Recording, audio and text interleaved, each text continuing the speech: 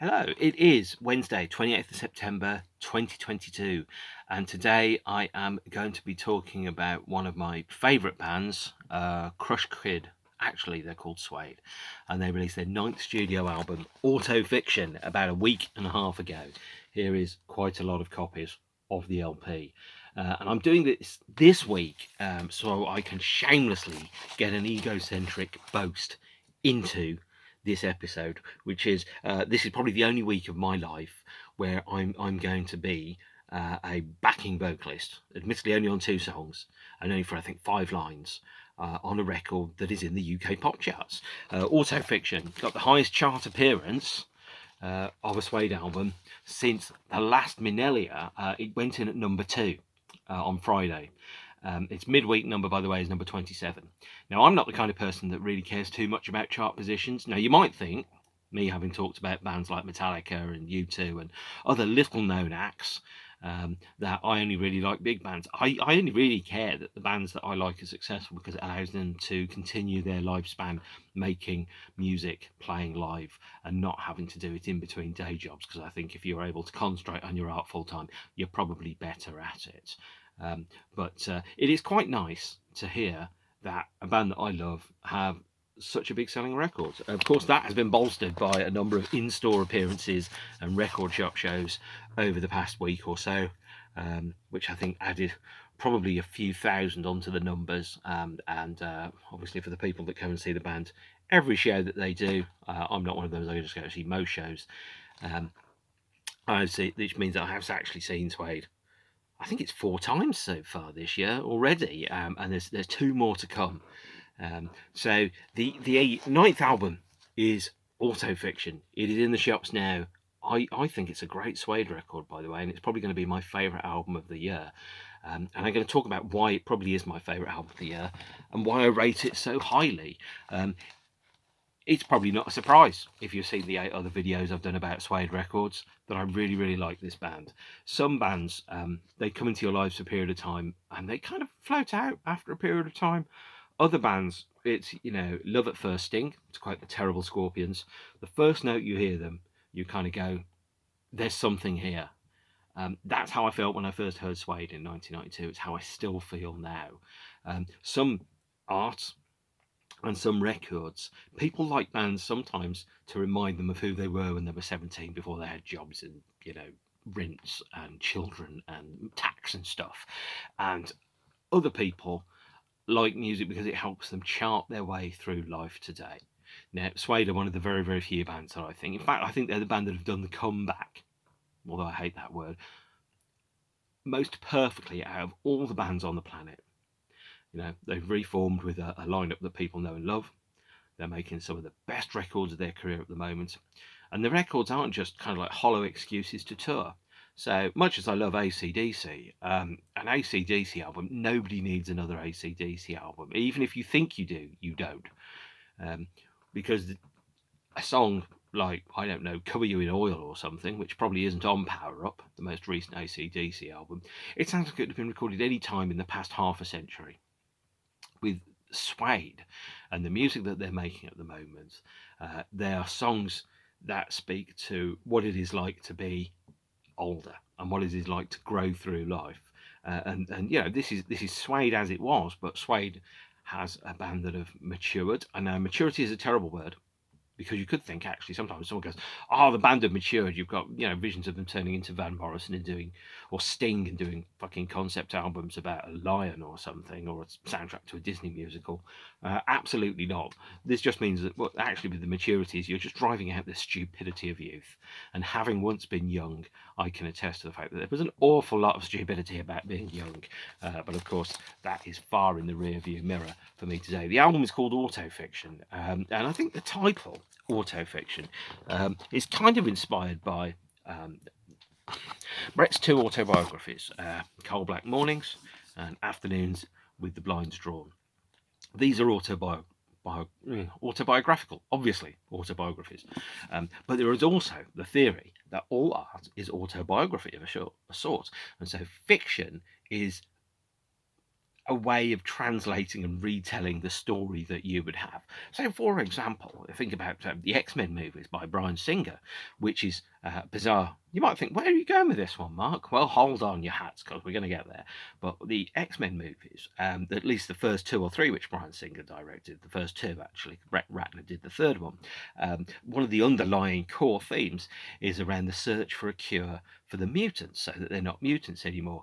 And you can think about Bryan Singer being a gay man, and then you kind of go, actually, what he's talking about is about what it's like to be seen as different and unusual from the rest of the world, being a gay man. Not that necessarily it is, and how some people would want to cure you of that. So the X-Men movies can be seen as very clearly kind of inspired by someone's own life experiences. Autofiction, to me, as a genre, is kind of like a fictional version of a biography. So if the cliche is all art is a autobiography, the question is whose? These aren't necessarily, the songs aren't necessarily about Brett Anderson and his life, but they're maybe about what it's like to be an older man, what it's like to, grow older, have a family, change your life and your priorities, become a parent, find yourself inside the context of a safe and loving relationship, which maybe you haven't always had, all those type of things, and to put that inside a fictional context to talk about perhaps the obsessions and the ideas that you have. And it's a way for the artist to make sense of the life that they have, a way for the listeners to be able to perhaps shed some light and some illumination on their own experiences, because the human condition is broadly very similar. Birth, school, Suede, and death, of course, maybe taxes in the middle. But everybody, if they are lucky enough, gets to grow old. They get to go wrinkly. With luck, they get to have a family and children and pets, and they get to say goodbye to their parents and bury them and all that stuff. And that's all the part of life's rich pageant. And so autofiction is perhaps addressing the common things which lots of people live throughout the course of their life, that we just go, it's a thing that happens.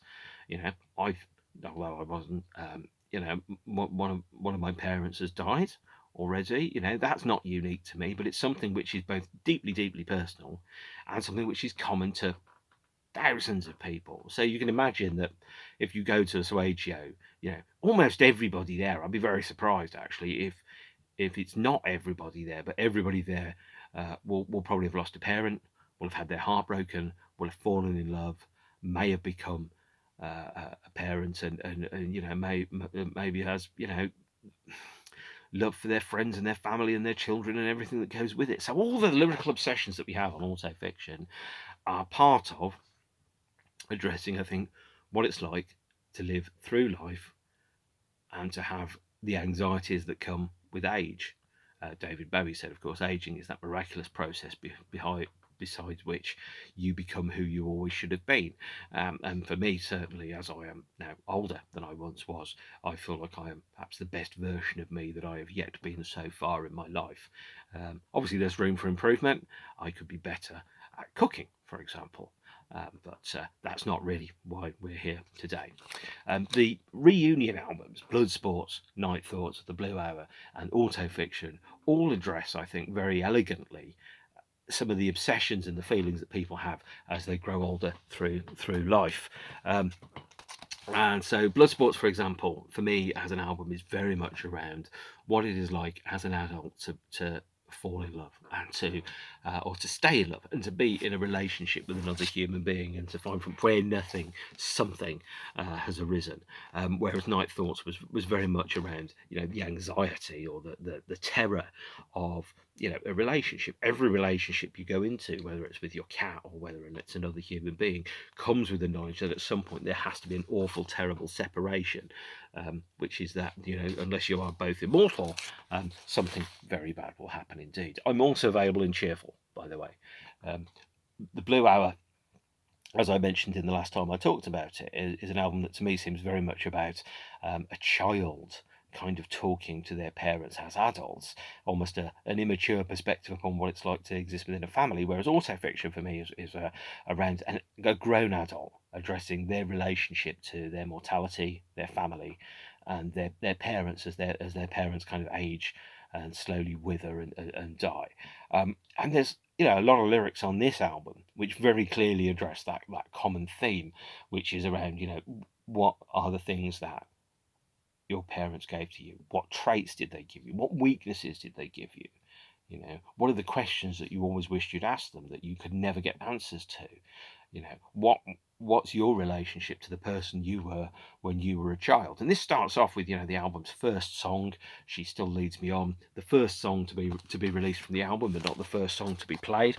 It did get a limited edition 12-inch release, which you could get through the band's web store when you purchase various bundle versions of the albums.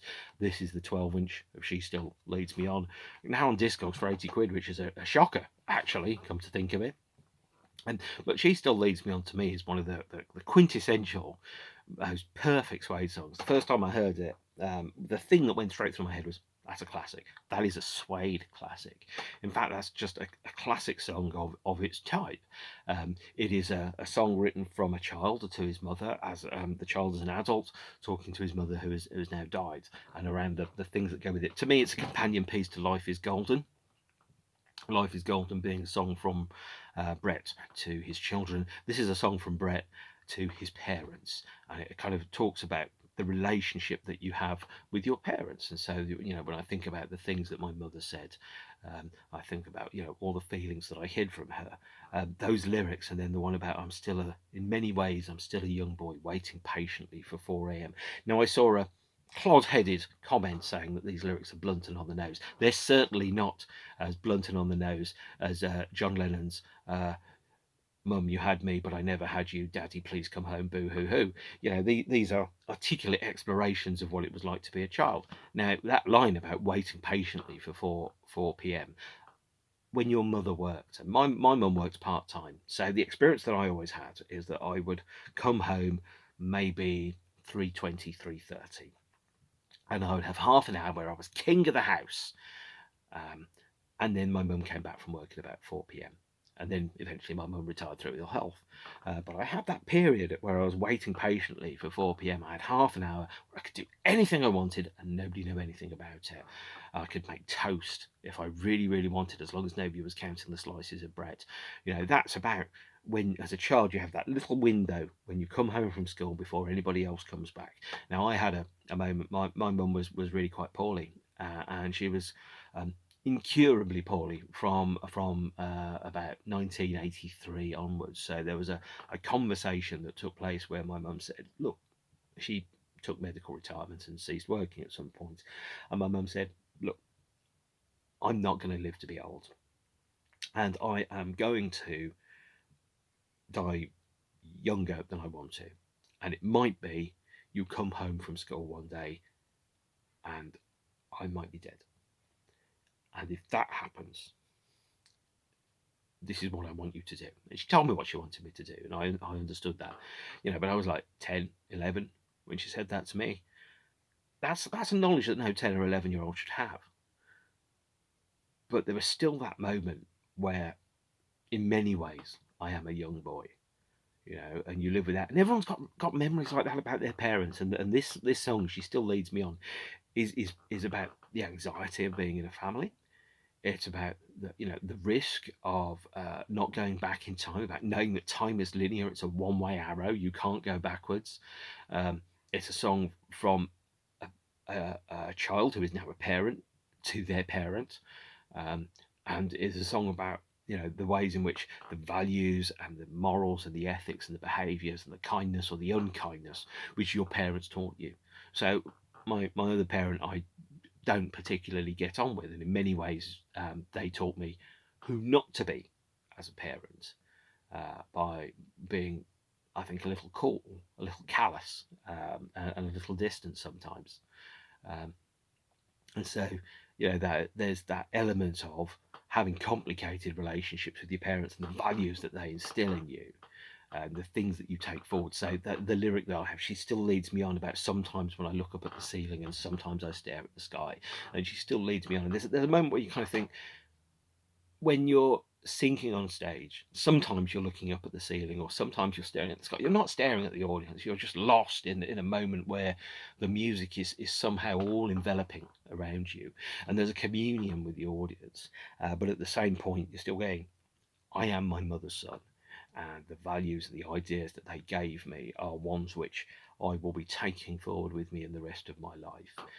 So that's his, and you've got that kind of go, would I, as an adult, would I, as a child, like the adult that I have become, for example, or would I be proud of what I have achieved?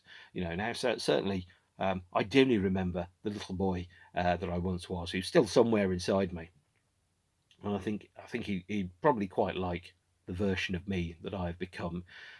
He'd probably be quite jealous of all the shows that I've got to.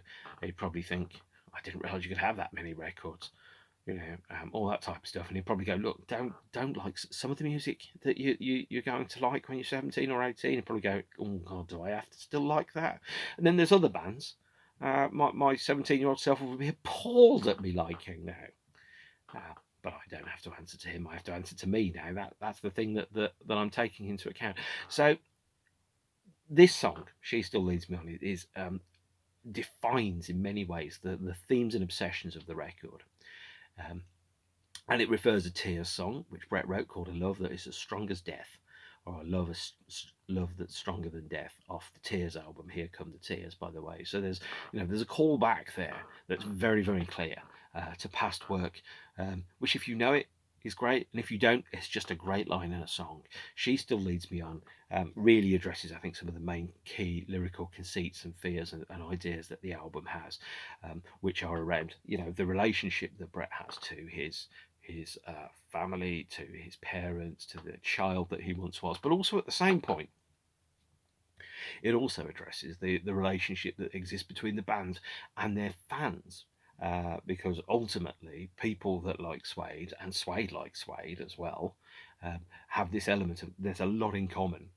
I've seen a number of times, I've seen Suede where there's just this moment where sometimes Brett's singing in the crowd, and you can just see the thing on his face where he's like, I'm in this band. I fucking love this band.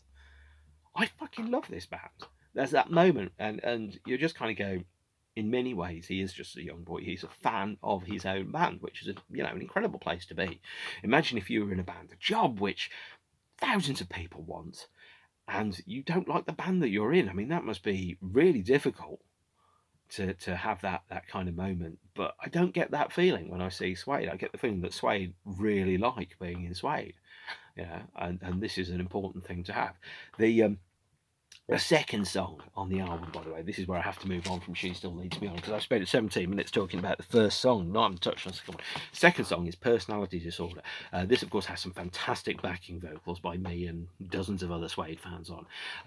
But "Personality Disorder," similar to many of the songs on the album, has this lovely spindly guitar riff. So when you listen to Autofiction, certainly for me, what I can hear is a huge influence of the guitar player John McGough, who was in Susie and the Banshees, the latter period of Pill between about 1986 and 1992, also guitar player in Magazine.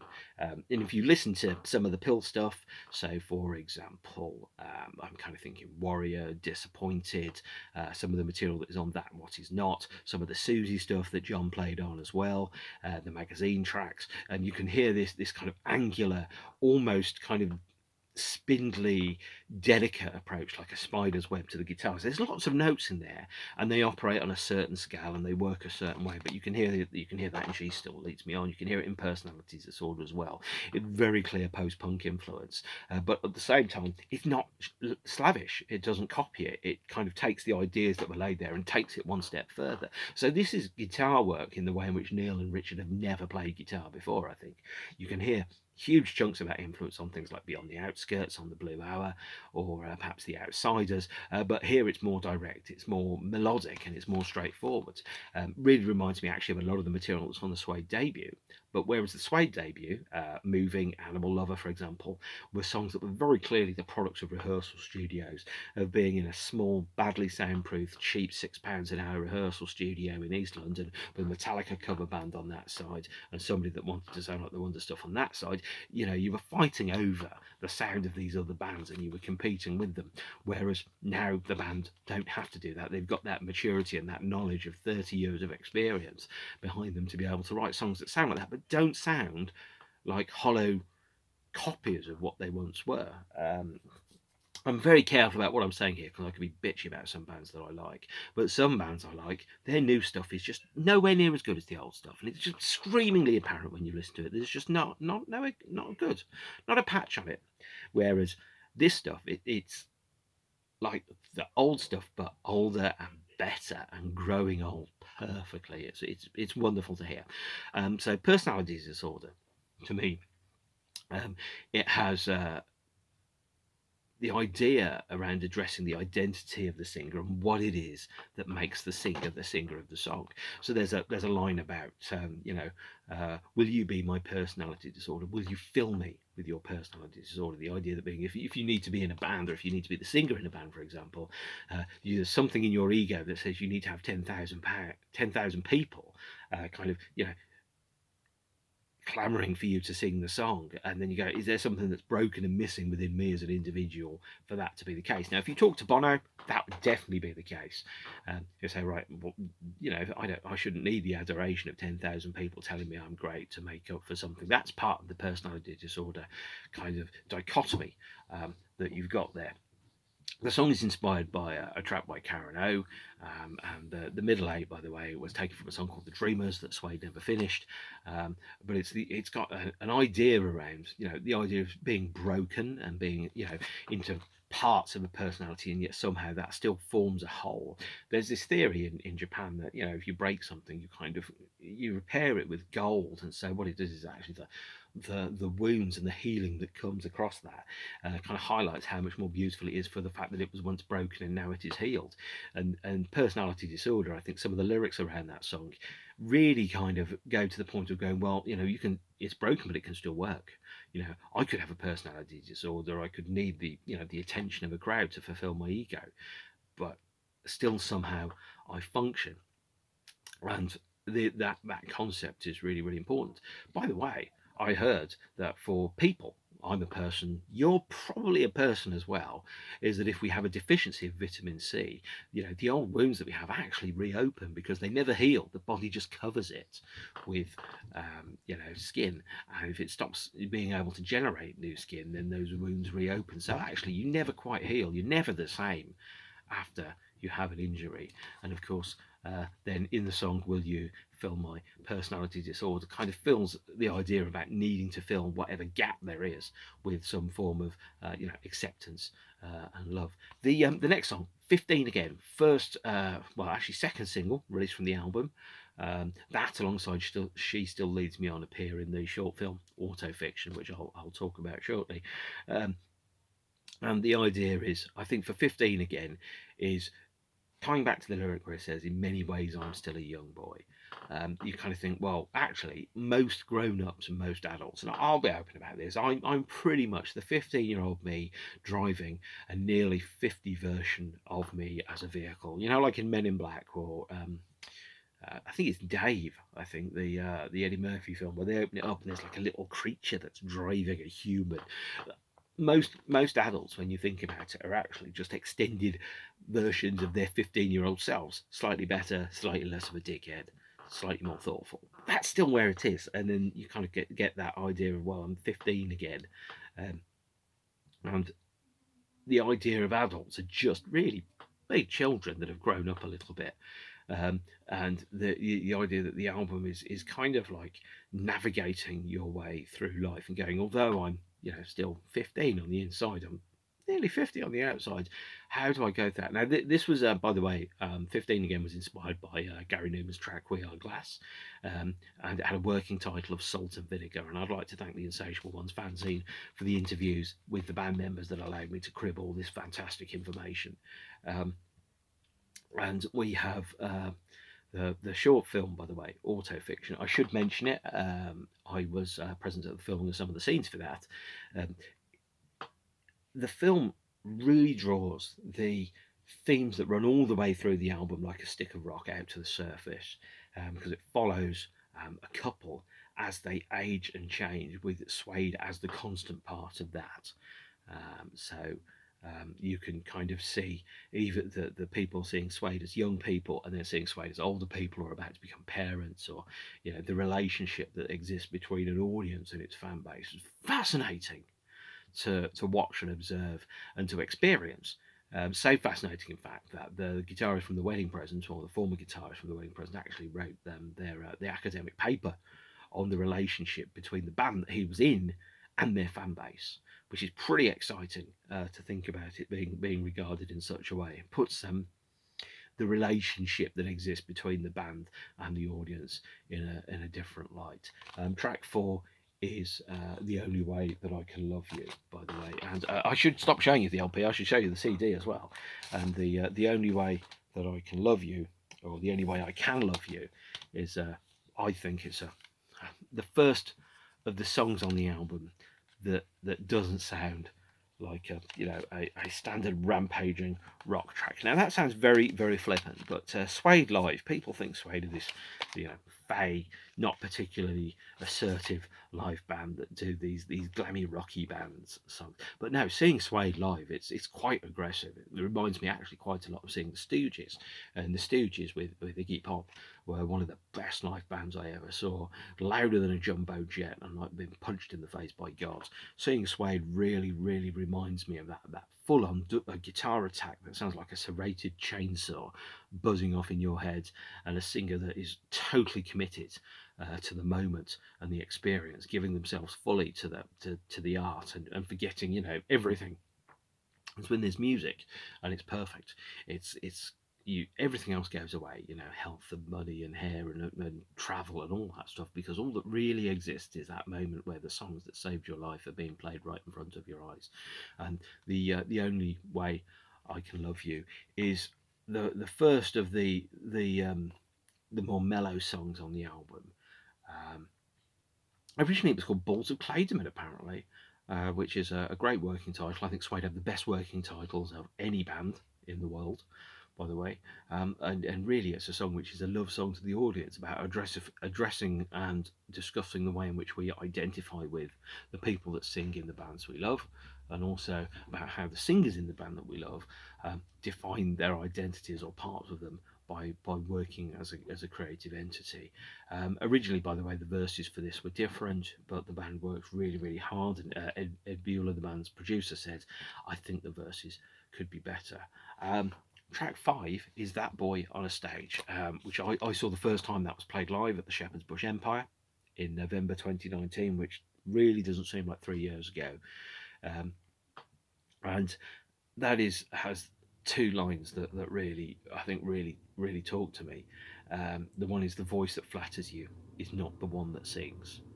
So the idea of the voice that sings is not the one that tells you that you're particularly good. That Boy on a Stage talks about the stage identity that you have as a singer or as an artist, and going, well, this is who I am, and this is how I behave, and this is how I interact with the audience, but not necessarily about the gap that comes between that and the guy that has to go and take the kids to school. It's a hard song. I think it really reminds me of The Fall. The lyrics, and especially on this and Shadow Self and 15 again and Personality Disorder, really remind me actually of the rhyme and meter and rhythm of people like Marky Smith, and implement Bored, for example. Earlier Suede songs kind of tap into that same thing, that kind of like aggressive, angular guitar noise. It was originally, by the way, had a working title of Dark Non-Triumph, which is a brilliant name for a song. Probably New Order just kept with their working titles as opposed to trying to think for a different title. And then track 6, turn the album over to side 2, although you can't really see side 2 because I haven't actually opened the vinyl yet for this. This is the grey vinyl version, which you can get through the indie stores. This is the clear vinyl version, which I think you can get through the bands, through the band themselves directly. Track 6 is Drive Myself Home. And again, that's just a more mellow song. So it's really kind of like the end of side one. It's one man and a piano about, you know, about, you can hear Simon, by the way, taking his gloves off at the start of this song because he doesn't play the drums on this particular track. And it's really reminiscent to me musically of some of the stuff on Bowie's Low and Heroes albums, tracks like Warsaw, for example. This was one of the last tracks that was written for the album post-lockdown, and it's uses a couple of familiar kind of lyrical conceits, which made one about vehicles and cars. Cars are mentioned in loads and loads of Suede songs. You know, She's Not Dead, My Dark Star, all those type of things, where a car becomes almost a metaphor for agency, the ability to drive yourself to the place you want to go to, and to do the things that you want to do. It becomes a very clear kind of metaphor and simile for that. And it has just this line about, I'll be anything you want me to be, I'll even be her, which is, if you've ever been in a relationship where you're kind of having to live with them, you're not just in a relationship with that person, you're in a relationship with the other people that person had been in a relationship before, because you're dealing with their ghosts. You know, I think we've all probably known that, is that, you know, someone who may have been treated badly by a former partner, and you kind of go, right, so I have to deal with all of that stuff, and then you kind of think, maybe that's what you want to do. I don't know. It's a great dark spooky song that feels like driving down a cold foggy night, and there's the ghosts are sinking to you. Side 2, Black Ice, banger of a song actually.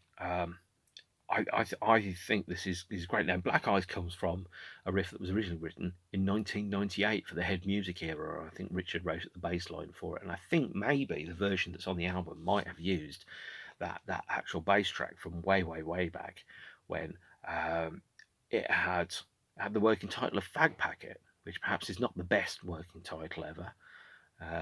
But what it does kind of do is that it talks about relationships breaking down. It uses cars again. It talks about having your hands on the wheel, about letting go, driving freely over the black ice. And if you've ever driven on black ice, it is bloody terrifying, because you're trapped in this few £100 of steel and wheels and petrol, and you can't control it, and you're kind of skidding across left or right. You don't really know which way you're going. You just kind of have to put your faith in the moment and hope that you're going to come out the other side of it. There's a concept around letting go of something is freedom, actually, because you stop trying to control what's happening. You're going with it. And there's a lyric on the album around, you know, a thing that bends before it breaks. And this is the type of thing, is you also think you have to bend with what is going on before you break. And of course, brakes also works with the metaphor around cars. So these lyrics aren't exactly, you know, it dip dog shit, he lives in a house and is stupid as a mouse kind of stuff. These are really great, strong songs written by a mature artist, or you know, someone that's really starting to, or really kind of fulfill their potential. Track 8 is Shadow Self, and Shadow Self has a lovely history. You may have gathered from the t-shirt that I'm wearing a t-shirt for a band that isn't Suede but is Suede at the same time. And there's a band called Crushed Kid that don't exist anymore and have now split up. They played 2 shows, one at the London Moth Club and one at the Manchester Deaf Institute earlier on this month.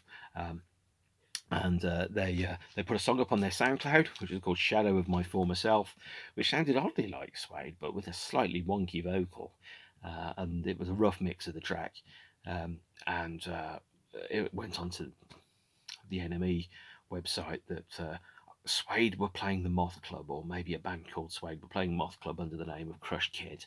And I bought tickets. Well, I didn't buy tickets, I bought a ticket, and I got to see Suede play the whole of Autofiction in full, front to back, for the first time at the Moth Club, which is a 280 capacity club in I think it's Hackney. And Suede songs are, the first time I was hearing all of the songs off this album were when they were being sung about 6 feet away from my face. Quite an experience, to say the least. But live Suede is absolutely where it is at, and I absolutely loved it. And Shadow Self is a great song. It carries the fall influences in it, so the vocals and the way that the vocals work remind me very much of the diction of people like Marky Smith. But it's also around the image of the self versus the hidden self, and around the concept of there being two or multiple sides to a personality, and some of those sides be having a personality disorder, for example. So the lyrics kind of have a call and response with the other songs that are on the album, and it's great. You know, it's music that's designed to be played loud and in rooms by men with guitars to people that really like them. These songs work fantastically on stage, by the way. They absolutely do, and the fact that I've been able to see Suede play so many shows over the years is wonderful. You know, I don't get to be able to do as much touring as people might expect because there's health issues um, outside of me, and I have to be careful and considerate around other people that I live with and have relationships with and all that type of stuff. The fact I get to see a band play once is fantastic. The fact I get to see them play more than once is incredible, and I can't do 24 shows on a tour, for example, unlike some people, because that's just how my life works, and the way that I've had to make it work. I don't have the opportunity to do so. And it's not about how many times you see a band, it's about how much you love a band and how much a band means to you that matters. You know, one of the bands that has, one of the greatest meanings to me were a band that I only saw once, just before they split up. So, I can't say that how many times you've seen a band makes any difference. What matters is what happens to you when you listen to that band, what that band means to you. And it's fair to say Suede are one of the most meaningful bands that I've ever come across. They're probably, they're in my top two, I would say, unquestionably in my top two. Sorry, all the other bands, but Suede are in my top two, yeah. Track 9 is Always the Quiet Ones, by the way, which is based upon a demo called Underground, and then it became darker. Like a lot of songs, it was built from bits. So if you're a musician, sometimes you write, a bridge, a chorus, an intro, and the song doesn't flow naturally. You write little bits and then you stitch them together. You try and form, what Kubrick would call submersible units. If you've got 6 submersible units in a movie, 6 moments, then you've got a movie. With a song, if you've got 3 or 4 moments and you can vary those moments, then you've got the intro, you've got your verse, you've got your chorus, you've got your bridge, you've got your outro. And all the songs on the album, by the way, do have a formula. Once you know what the formula is, you can't unhear it, which is that you have a verse, a chorus, then you have an instrumental version of a verse, then you have another chorus, but this chorus is slightly different, then you have an outro, and the outro is normally a variation upon the instrumental part of the song, but it goes in slightly different directions.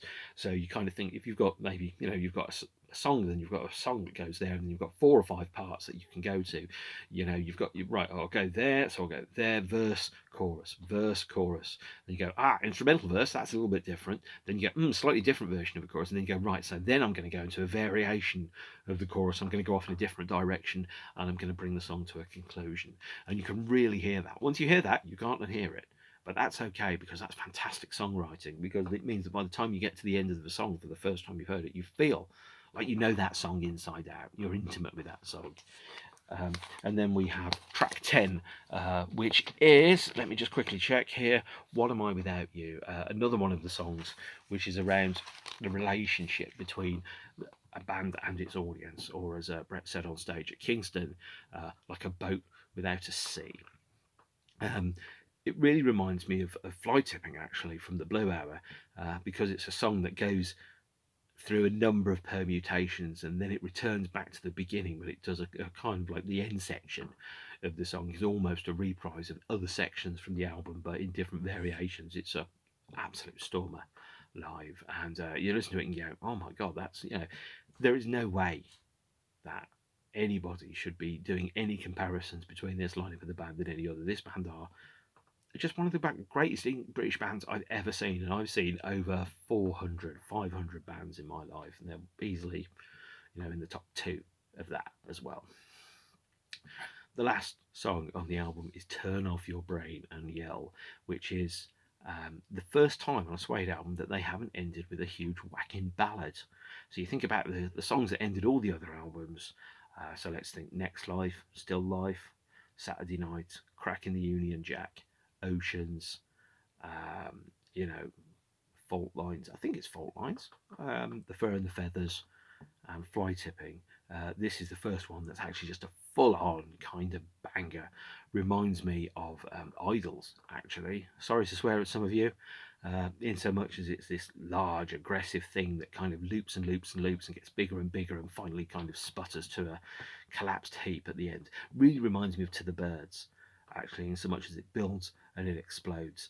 Now, before Turn Off Your Brain and Yell was written, which was January 22, the last song on the album was going to be a ballad called Blinded, which is the third song that the band had people do backing vocals for, but that isn't on the album. It's not on any of the B-sides yet, but Suede won't waste a song. I'm sure we'll get to hear it in due course. Originally, by the way, Turn Off Your Brain and Yell was called Bovine University, which was taken from the Troy McClure information film from The Simpsons. Which is, you know, incredible, really, when you think about it like that. There are 5 extra songs on various formats of the album. I'm going to quickly race through those because I'm running out of time. There is, I think it's called You Don't Know Me, which is on the Japanese version of the album. There is a track called Still Waiting, which is on the download version, and Still Waiting is the very traditional kind of ghostly epic ballad, ideal song to end the album with, and on the download version it kind of does. But there are also the 3 B-sides which are taken from the She Still Leads Me On 12-inch, and these are The Sadness in Me and Days Like Dead Moths, and the last one is The Prey.